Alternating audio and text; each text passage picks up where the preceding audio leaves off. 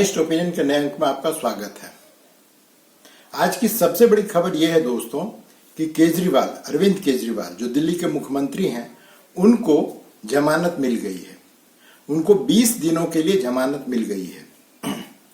इस दौरान वो चुनाव प्रचार कर सकते हैं और जो भी वो करना चाहें वो कर सकते हैं, लेकिन 2 जून को उनको तिहाड़ जेल जाकर के अपने को सरेंडर करना पड़ेगा। ये आज की दोस्तों सबसे बड़ी खबर है और स्वाभाविक है कि इसका चुनाव पर भी प्रभाव पड़ेगा। अब देखिए, अभी से कुछ भी अनुमान लगाना तो बहुत कठिन है, लेकिन चुनाव पर इसका प्रभाव जरूर ही पड़ेगा और वार तो होगा ही, लेकिन इस घात प्रतिघात के खेल में जो आम वोटर है वो कहां पर होंगे? क्या भ्रष्टाचार को गौरवान्वित किया जाएगा? स्वाभाविक है केजरीवाल अपने कहेंगे कि मैं तो निर्दोष हूं जी, मुझे ऐसे ही जेल भेज दिया था और सुप्रीम कोर्ट ने मुझे देखो जमानत दे दिया है जी। लेकिन जमानत देते समय सुप्रीम कोर्ट ने एक बहुत बड़ी बात कही है कि मैं इस केस पर कोई बात नहीं करूंगा। लेकिन सुप्रीम कोर्ट द्वारा जमानत देने के बाद प्रश्न उठता है, और ये बहुत बड़ा प्रश्न है कि हेमंत सोरेन को क्यों नहीं जमानत दिया जा रहा है? उनको भी तो चुनाव प्रचार करना है।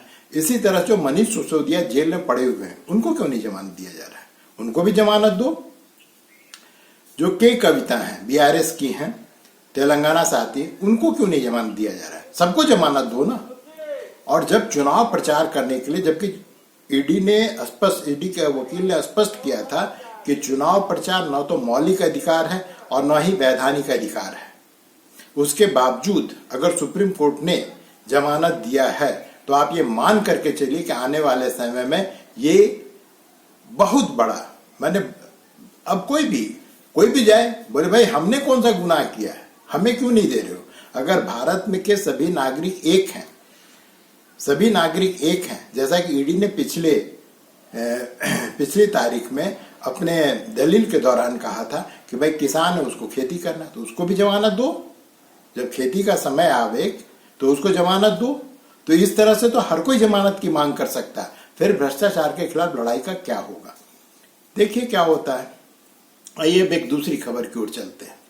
दोस्तों, ये आप मान लीजिए कि मोदी को अगर आप गाली देंगे, मोदी को अगर आप अपमानित करने की कोशिश करेंगे, उनकी आलोचना करेंगे, खास करके उनकी व्यक्तिगत आलोचना करेंगे, तो जवाब तो आपको मिलेगा ही। ताजा मामला यह है कि संजय राउत हैं, बहुत बड़े बड़बोले नेता हैं। उद्धव ठाकरे का जो शिवसेना पार्टी है उसके बहुत बड़े नेता हैं। कुछ लोग कहते हैं कि शिवसेना को डुबाने में इनका बहुत बड़ा योगदान है। अब बहुत दिनों से ये शांत पड़े हुए थे, कल उनका एक बयान आया। उन्होंने कहा कि मोदी की औकात ही क्या है, मोदी है कौन? जब हम लोगों ने, मराठाओं ने औरंगजेब को दफन कर दिया तो मोदी को गाड़ने में हमें कितना समय लगेगा? वहां पे जो नागपुर में भारतीय जनता पार्टी के जो भी पदाधिकारी हैं, उन लोगों ने थाने में केस किया, चुनाव आयोग को भी खत लिखा, लेकिन जवाब जो है मोदी की तरफ से आना भी बाकी था।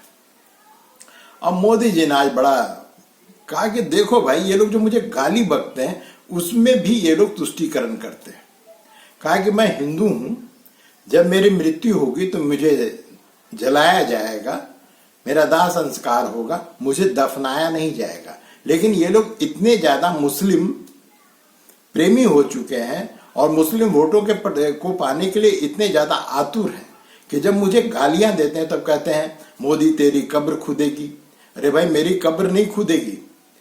आगे मोदी ने कहा कि मुझे जलाया जाएगा, और एक तरह से अब आप इसको क्या कहें, उन्होंने ये भी गिनवा दिया कि कांग्रेस ने अब तक मुझे 91 गाली दी है। और जब भी मोदी को गाली दिया गया है दोस्तों, ये बड़ा अजीब सा संयोग है, तब तक मोदी का वोट बढ़ा है। क्योंकि लोग, जो आम मतदाता है, जो आम लोग हैं, वो मोदी के खिलाफ कुछ भी सुनना पसंद नहीं करते हैं। खास करके अगर आप उनकी नीतियों की आलोचना कीजिए, चलिए ठीक है, आप उनके किसी भी बात की आलोचना कीजिए, सब ठीक है, लेकिन जब आप उन पर व्यक्तिगत आक्षेप करते हैं, जब आप उनको गालियां देते हैं व्यक्तिगत रूप से, तो लोग ये पसंद नहीं करते। और मोदी जी कभी भी किसी को छोड़ते नहीं है, किसी को नहीं छोड़ते, और चुनाव प्रचार के दौरान तो बिल्कुल भी नहीं छोड़ते। जिन लोगों ने भी उनके खिलाफ कोई भी बात की है, कोई भी घटिया बात की है, उन सब के सबको जो मोदी ने जोरदार जवाब दिया। और इस बार तो जो मेन प्लैंक बना हुआ है पूरे चुनाव प्रचार का वो है मुस्लिम कोटा, मुस्लिम तुष्टीकरण। उसी से जोड़ते हुए उन्होंने गाली को भी जोड़ दिया है। ये लोग मुझे गाली भी जब देते हैं तो तुष्टीकरण करते हैं। ये उन्होंने स्पष्ट किया है कि भाई मोदी तेरी कब्र खुदेगी। अरे भाई मैं हिंदू हूं, मोदी ने कहा, मेरी कब्र कैसे खुदेगी? तो ये तो बात है दोस्तों, मोदी की आलोचना की और मोदी को जो गाली दिया जा रहा है और जो उसका वो जवाब दे रहे हैं, ये मान के चलिए कि मोदी, नरेंद्र मोदी का तेवर चुनाव प्रचार के दौरान बहुत ही अलग होता है, बहुत ही अलग होता है। वो किसी को भी क्षमा करने के मूड में नहीं होते। अब इससे भी आगे चलते हैं एक और खबर की ओर। दोस्तों, हमेशा ये माना जाता है कि कांग्रेस के पास कुछ नमूने हैं। उन नमूनों का काम हमेशा ही कांग्रेस के लिए गड्ढा खोदना है, हमेशा ही गड्ढा खोदना है। जब भी कांग्रेस थोड़ी सी मोमेंटम पाती है, अब लगता है कि कुछ संभल जाएगी, चुनाव प्रचार जो अब ठीक ठाक चल रहा है कांग्रेस का, तभी इनके एक न एक नमूने सामने आकर के कुछ ऐसा कह देते हैं कि जो लोग थोड़ी बहुत सोचते भी हैं कि हम कांग्रेस को वोट देंगे, वो भी इनसे छिटक जाता है। वो भी छिटक जाता है कि ये लोग पागल है क्या। अभी 2 दिन पहले आपने पिछले अंक में देखा भी होगा कि सैम पित्रोदा ने अपना ज्ञान बघारा। उन्होंने पूरे भारतीयों को जो है नस्ल के आधार पे बांट दिया, चमड़ी के रंग के आधार पे बांट दिया। कहा कि भैया जो साउथ में है, दक्षिण भारतीय हैं, वो अफ्रीकन लगते हैं। जो ईस्टर्न इंडिया में, पूर्वी भारत में है, वो सब के सब चाइनीज दिखते हैं इनको। जो पश्चिम भारत के लोग हैं उनको अरब इनको लग रहा था, वो अरबी लगते हैं। और जो उत्तर भारत के लोग हैं वो कुछ कुछ गोरों से मिलते हैं।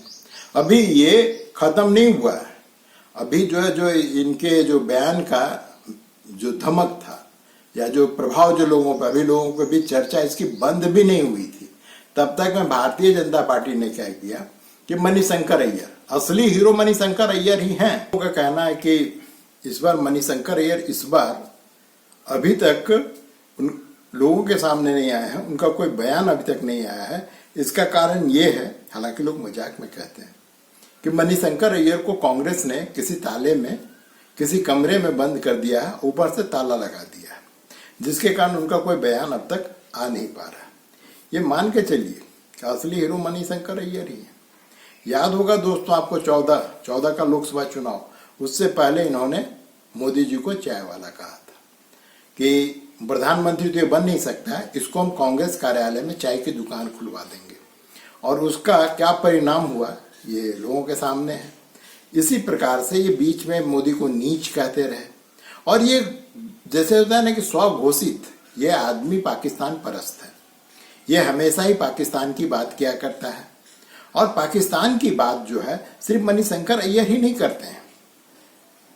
जो इनके कांग्रेस की जो मानसिकता है, जो मानसिकता है इनकी, ये पाकिस्तान परस्ती की रही है। लेकिन हम आगे बढ़े उससे पहले मणिशंकर अय्यर का जो अभी ताजा बयान है, हालांकि ये रिकॉर्डिंग जो है हमें लगता है कि मार्च या अप्रैल का, वो स्वेटर वगैरह पहने हुए हैं, तो मार्च या अप्रैल की ही है, जिसको बीजेपी ने अभी जारी किया, उसको आप पहले देख लीजिए। ये कि वो भी एक सॉवरेन मुल्क है और कि उनकी भी इज्जत है, और उस इज्जत को कायम रखते हुए आप उनसे जितनी कड़ी बात करना चाहते हो करो, लेकिन बात तो करो। बंदूक को लेकर आप घूम रहे हो और उससे क्या हाल मिला? कुछ नहीं, तनाव बढ़ते जाता है। और कोई भी पागल वहां आ जाए तो क्या होगा देश का? उनके एटम बॉम्ब है। हाँ, ये भी है। हाँ, हमारे पास है, लेकिन किसी पागल ने हमारे बम को लाहौर स्टेशन में फूटा तो 8 सेकंड के, 8 पल के अंदर उसकी जो रेडियो एक्टिविटी है वो अमृतसर पहुंचेगी। अब इस बयान को देख करके कोई भी व्यक्ति जिसको थोड़ा भी जियो पॉलिटिक्स का अकल होगा, वो ऐसे ही जान जाएगा कि आदमी कह क्या रहा है। न्यूक्लियर वेपन्स किसी भी देश के लिए डिटरेंस होता है, अर्थात आपके पास में न्यूक्लियर वेपन है, आपके पास में परमाणु हथियार है, तो आप पर आक्रमण करने से पहले कोई भी देश 100 बार सोचेगा, क्योंकि उसको पता है कि अगर हम ऐसा कुछ भी करेंगे तो इसका परिणाम क्या होगा, इसका परिणाम क्या होगा। इसीलिए हिरोशिमा और नागासाकी के बाद 1945 आज तक किसी भी देश ने किसी भी देश के खिलाफ चाहे कितनी भी दुश्मनी हो, कभी भी परमाणु हथियार इस्तेमाल करने की कोशिश तक नहीं की है। अभी बीच में हालांकि पुतिन साहब कई बार जो है वो अपने परमाणु हथियारों का जो है एक्सरसाइज वगैरह करते हुए दिखे, जिससे दुनिया भर में यह आशंका पैदा हुई कहीं रशिया यूक्रेन पर जो है सो परमाणु हथियार का इस्तेमाल ना कर दे। अब तो ये भी है कि परमाणु हथियार में एक प्रकार का टैक्टिकल वेपन जिसका प्रभाव बहुत छोटे से क्षेत्र पर पड़ता है। मणिशंकर अय्यर को संभवतः इसके बारे में पता नहीं है, क्योंकि इस बयान में वो कह रहे हैं कि लाहौर पे अगर बम गिरेगा तो अमृतसर पे 8 सेकंड में रेडियो एक्टिव जो तरंगे हैं वो आ जाएगी और हमें भी उतना ही नुकसान होगा। अरे मूर्ख, अब टैक्टिकल वेपन्स भी आ गए हैं जिसका प्रभाव कुछ किलोमीटर तक ही होता है। तो ये लोग जो है आउटडेटेड, अनवांटेड वो नेता हैं जो कांग्रेस पे बोझ बन चुके हैं। वो कांग्रेस पे एक बोझ बन चुके हैं। इनसे कांग्रेस को कोई फायदा नहीं होने वाला है सिवाय नुकसान के। इससे सिर्फ इनके बयानों से, जो सैम पिट्रोडा टाइप के लोग हैं, मणिशंकर अय्यर, इनके बयान से कांग्रेस को एक वोट मिलना तो है नहीं, लेकिन जो मिलना है उसमें कमी जरूर ला देते हैं। हालांकि लोग जब ये बयान देते हैं काफी मजा लेते हैं, काफी मीम बनता है, इनका मजाक उड़ाया जाता है, लेकिन ये भी उस चमड़ी वाला व्यक्ति, इसकी चमड़ी इतनी मोटी है कि इस पर उसका कोई प्रभाव नहीं पड़ता है। लेकिन जहां तक बात हुई कि पाकिस्तान की, तो पाकिस्तान में जो फवाद चौधरी जो इमरान खान के गवर्नमेंट में मिनिस्टर हुआ करता था, इसको भारत में और भारतीय पत्रकार लोग डब्बू जी के नाम से जानते हैं। और ये इस तरह की अनाप शनाप बयान देने के लिए काफी तेज है। इसको मणिशंकर अय्यर के खांचे में ही रखा जाए तो ज्यादा अच्छा है। इसने भी जो राहुल गांधी के बयान की बड़ी प्रशंसा की, खास करके अयोध्या के संदर्भ में जो उनका बयान है उसकी उन्होंने काफी प्रशंसा की और कहा कि देखो भाई, हम एक नेता है। अब इससे जो है ये जो फवाद चौधरी टाइप के लोग हैं, ये कांग्रेस को मदद नहीं कर रहे हैं। उनको लग रहा है कि वो कांग्रेस की मदद कर रहे हैं, इनकी वाहवाही, कांग्रेस की वाहवाही करके।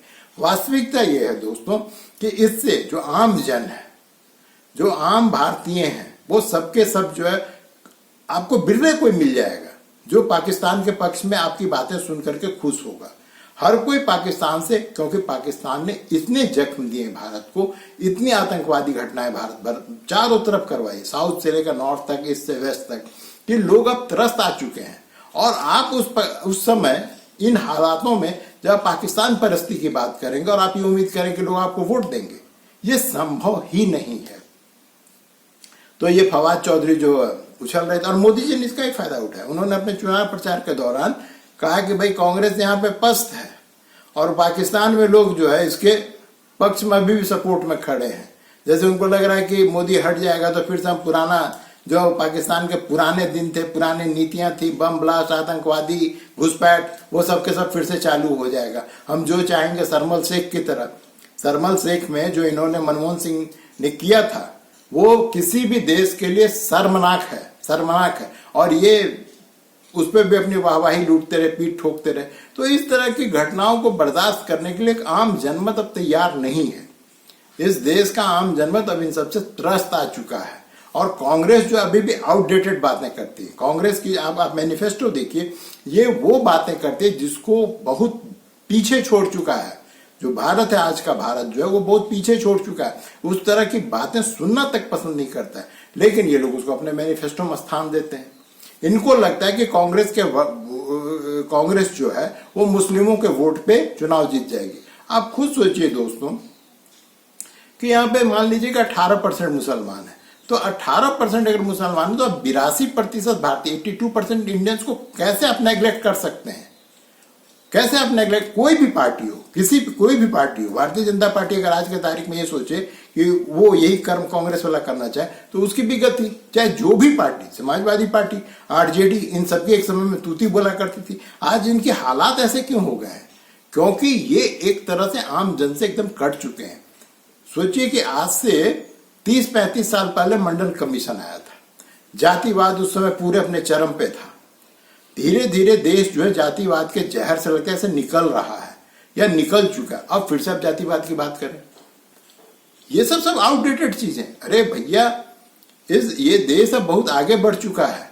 और एक चीज मान लीजिए कि इनके अनुसार सारे आरक्षण दे दिया जाए, 100% आरक्षण कर दिया जाए ओबीसी, SC, ST के लिए, तब भी क्या पूरे के पूरे देश में बेरोजगारी खत्म हो जाएगी? ये संभव ही नहीं है। क्योंकि जो अभी कुछ दिन पहले आरजेडी के तेजस्वी यादव कह रहे थे हम आने पर 1 करोड़ नौकरी देंगे। अरे भाई 77 लाख सिर्फ नौकरी अभी है। अभी जो सरकारी नौकर हैं वो सिर्फ 77 लाख हैं, आईएएस से लेकर के चपरासी तक, जो 75 साल में हुआ है। और तुम उसको जो से एक दिन में तुम कर दोगे 1 करोड़। मैंने बिना जो बोलते हैं बिना सिर पैर की बातें वो सुनना हो तो आप विपक्ष के पास उनकी भाषण को सुनिए। कोई भी रैशनल नहीं। अरे कम से कम कुछ इकोनॉमिस्ट को बिठा लो। ये जो क्या है रघुराम, क्या नाम है उसका, उसको छोड़ करके किसी ऐसे इकोनॉमिस्ट के साथ में बैठो जिसको कि भारतीय विरासत, संस्कृति, यहाँ का जो भारतीयता है उसके बारे में पता हो। उनसे बैठ करके बातें करो और फिर अपना मैनिफेस्टो बनाओ। तभी तुम्हारा रघुराम राजन, जो मैं कह रहा था आरबीआई का गवर्नर था और मुख्य सलाहकार हुआ करता था कांग्रेस के समय में, अब उसकी बातें आप सुनिए। उसको कैसे प्रोफेसर रखे हुए विदेशी यूनिवर्सिटी में, विदेशी यूनिवर्सिटी के क्वालिटी पे जो शक होता है कि ऐसे लोगों को ये कैसे ढो रहा है। ये कि रघुराम राजन जैसा व्यक्ति जो अभी कुछ महीना पहले कहता है भारत की जो जीडीपी हो 5% के रेट से बढ़ जाए तो बड़ा मिरेकल होगा। अरे यहाँ पे 8% के रेट से बढ़ रहा है। तुम कहाँ परे हुए हो अभी 70, 80 और 90 के दशक में? आगे बढ़ो और जो हो रहा है उस परिवर्तन का साक्षी बनो, उसमें सहयोग करो। और मैं ये नहीं कहता हूं कि आप राजनीति मत कीजिए, लेकिन अपने राजनीति को एक बार फिर से उसका मूल्यांकन कीजिए, कि उसका पुनर्मूल्यांकन कीजिए कि हमें कहाँ गलती है, क्यों लोग हमारे तरफ नहीं आ रहे हैं, और उसको करेक्ट करके फिर से मैदान में आइए। देखिए लोग आपके तरफ क्यों नहीं आते हैं? क्योंकि लोगों ने, इस देश ने मोदी या फिर भारतीय जनता पार्टी को पट्टा लिखकर नहीं दे दिया है कि तुम जीवन भर जो तुम इस देश पे राज करोगे। यहाँ लोकतंत्र है, राजतंत्र नहीं है। ये मत भूलिए कि हम राजतंत्र में हैं और राजतंत्र लोकतंत्र में है, और लोकतंत्र की सबसे बड़ी होती है बदलाव। लेकिन बदलाव के लिए कोई विकल्प भी तो हो। बिना विकल्प का बदलाव कैसे कर सकते हैं? अगर आपको ये पता हो कि अभी आदमी हमको गुड़ खाने को दे रहा है और जो अगला है वो गोबर लेके आ रहा है, तो आप चीनी की कामना भले ही ना करें, लेकिन गुड़ छोड़ना तो नहीं चाहेंगे ना। गुड़ जो है आप गोबर के लिए तो छोड़ेंगे नहीं। वही स्थिति अभी भारतीय राजनीति की है कि विपक्ष जो है वो आपको ऑफर कर रहा है गोबर, और जो सरकार है वो आपको कम से कम गुड़ तो दे रहा है, चीनी नहीं दे रहा है। मैं ये मानता हूं कि चीनी नहीं दे रहा है, लेकिन वो लोगों को ये आशा तो बंधवा रहा है कि हम आने वाले समय में तुमको चीनी भी देंगे। तो चीनी गुड़ के चक्कर में को छोड़ करके गोबर की कामना ना करें। आज के लिए दोस्तों बस इतना ही। मिलते हैं अगले अंक में, तब तक के लिए आज्ञा दीजिए। नमस्कार।